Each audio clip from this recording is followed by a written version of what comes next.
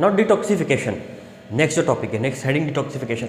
Detoxification का मतलब होता है रिमूवल ऑफ टॉक्सिक सब्सटेंसेस। अगर बॉडी के अंदर किसी किस्म का कोई टॉक्सिक सब्सटेंस प्रोड्यूस हो जाए या बॉडी में एक्सटर्नली कोई टॉक्सिक सब्सटेंस बॉडी के अंदर इंटर हो जाए, तो ड्यूरिंग द सर्कुलेशन जब ये टॉक्सिक सब्सटेंस हमारे लीवर से गुजरता है, क्योंकि लीवर हमारे बॉडी का मेटाबॉलिक सेंटर है और इसी वजह से लीवर में एक्सेसिव सप्लाई यानी ब्लड बहुत रिच सप्लाई होती है ब्लड की, तो जब ब्लड वहाँ से गुजरता है तो ये टॉक्सिक सब्सटेंसेस को ब्रेक डाउन करने का प्रोसेस भी लीवर ही करता है। लीवर क्या करता है कि इन टॉक्सिक सब्सटेंसेस के मॉलिक्यूल को ब्रेक डाउन करता है, जिससे इनकी टॉक्सिसिटी लूज हो जाती है और इसी प्रोसेस को डिटॉक्सिफिकेशन कहा जाता है।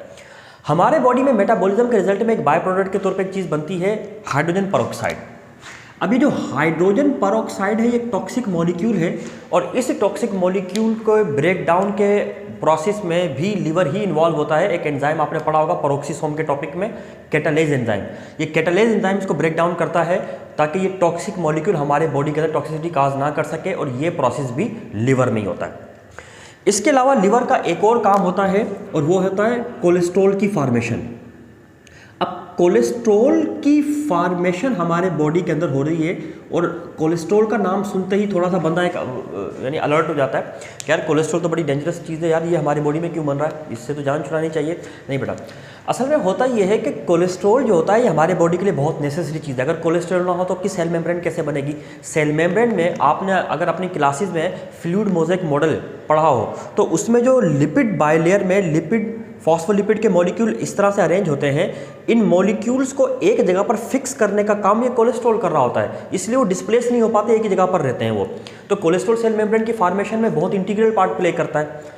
इसके अलावा कोलेस्ट्रॉल हम बात आमतौर पे करते हैं कि सनलाइट से हमारी बॉडी में विटामिन डी बनता है। भाई सनलाइट में ऐसी क्या चीज़ है जो विटामिन डी बनता है? असल में आपके स्किन के सेल में जो स्मूथ एंडोप्लाज्मिक रेटिकुलम है वो इन अल्ट्रावायलेट रेज को या इन सनलाइट को एब्जॉर्ब करके इसी कोलेस्ट्रॉल को विटामिन डी में कन्वर्ट करते हैं। तो कोलेस्ट्रॉल हमारे लिए बहुत इंपॉर्टेंट चीज़ है और ये कोलेस्ट्रॉल हमारा लीवर बनाता है। तो फिर इतना कोलेस्ट्रॉल डेंजरस क्यों है? आप लोग बात करते हैं कोई ना कोई तो आपके इर्द गिर्द जैसा कोई बंदा होगा जिसमें कोलेस्ट्रॉल की प्रॉब्लम होगी, हार्ट पेशेंट होगा, हाई ब्लड प्रेशर का मरीज होगा और उसको कोलेस्ट्रॉल का नाम ही आपने सुना होगा।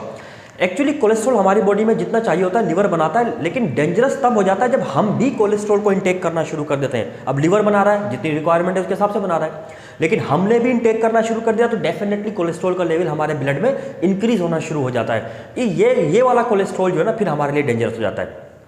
अच्छा, लीवर कोलेस्ट्रॉल बनाता है और पिछले लेक्चर में हमने देखा था बाइल का जो लेक्चर हुआ था बाइल फॉर्मेशन का, उसमें देखा था कि बाइल के अंदर कोलेस्ट्रॉल भी होता है। अब अगर लीवर एक्सेस अमाउंट में कोलेस्ट्रॉल बनाना शुरू कर देता है तो वो कोलेस्ट्रॉल बाइल की फॉर्म में आ जाता है, गाल ब्लैडर में स्टोर होता है। लेकिन प्रॉब्लम कब होती है? प्रॉब्लम तब होती है कि जब हमारे बॉडी में कोलेस्ट्रॉल का लेवल हाई हो जाए और लीवर इस हाई लेवल ऑफ कोलेस्ट्रॉल को बाइल में सीक्रेट करना शुरू कर दे। तो रिजल्ट ये निकलता है कि हमारा ये गाल ब्लैडर है मिसाल के तौर पे, ये कोलेस्ट्रॉल स्लोली ग्रेजुअली इस गाल ब्लैडर के अंदर प्रिसिपिटेट होना शुरू हो जाता है, यानी जमा होना शुरू हो जाता है इस तरह से, ठीक है।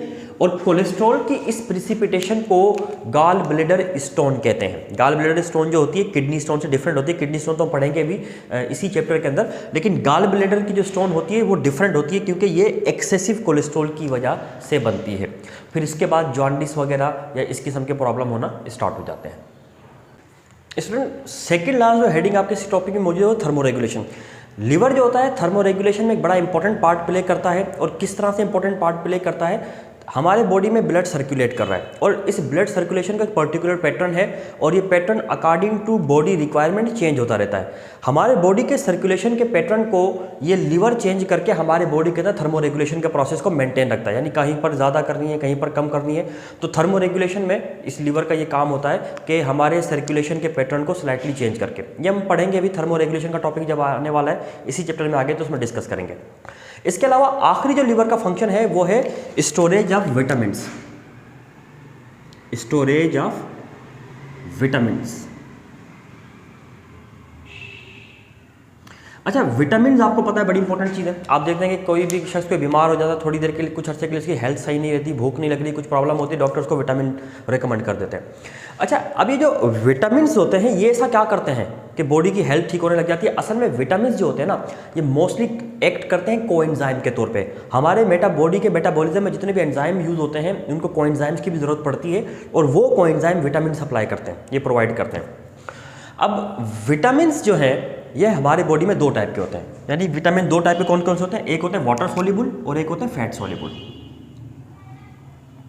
वाटर सोल्यूबल विटामिन्स और दूसरे होते हैं फैट सोल्यूबल विटामिन्स।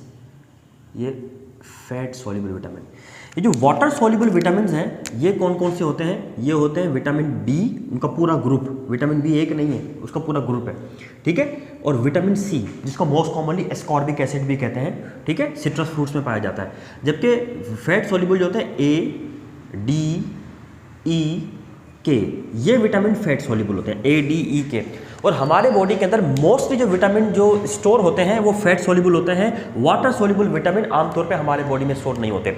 इसलिए आप जब भी देखते हैं कि जो भी टॉनिक आपको दिया जाता है मल्टी विटामिन्स का, उस टॉनिक की खास बात ये होती है कि उसमें ये ज़्यादातर यही विटामिन होते हैं वाटर सोल्यूबल, क्योंकि ये स्टोर नहीं हो पाते। ये विटामिन अगर आप एक अच्छा खासा डोज ले लें इनका खाने में, तो ये आपकी बॉडी में स्टोर हो जाते हैं और फ्यूचर में इस्तेमाल होते रहते हैं। और इन विटामिन की जो स्टोरेज है वो भी कहाँ पर होती है? लिवर में होती है।